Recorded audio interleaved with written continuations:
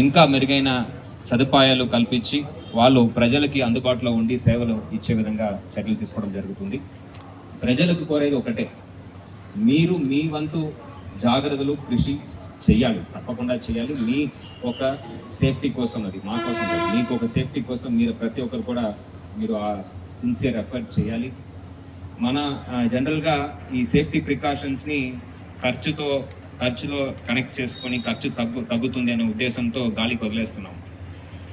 పెద్ద సంస్థలు కూడా దీనిపైన దృష్టి పెట్టాలి.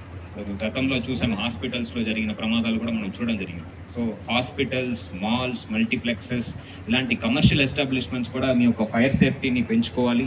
ఎక్కువ జనాలు వస్తారు కాబట్టి మీరు ఇంకా జాగ్రత్త పడాల్సిన అవసరం ఉంది, ఇంక్లూడింగ్ షాపింగ్ మాల్స్. సో మీరు అందరూ కూడా దానిపైన దృష్టి సాధించాలి అని ఈ సందర్భంగా నేను కోరుతున్నాను.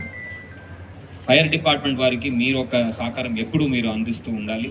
వారు మీకోసమే కృషి చేస్తున్నారు, మీకోసమే వారు ఒక త్యాగాన్ని మీరు చూస్తున్నారు. సో ఈ ఫైర్ సర్వీసెస్ డే సందర్భంగా ఫైర్ డిపార్ట్మెంట్ సిబ్బంది ప్రతి ఒక్కరికి పేరు పేరున నా ఒక ధన్యవాదాలు, నమస్కారాలు తెలియజేస్తూ సెలవు తీసుకున్నాను. Thank you.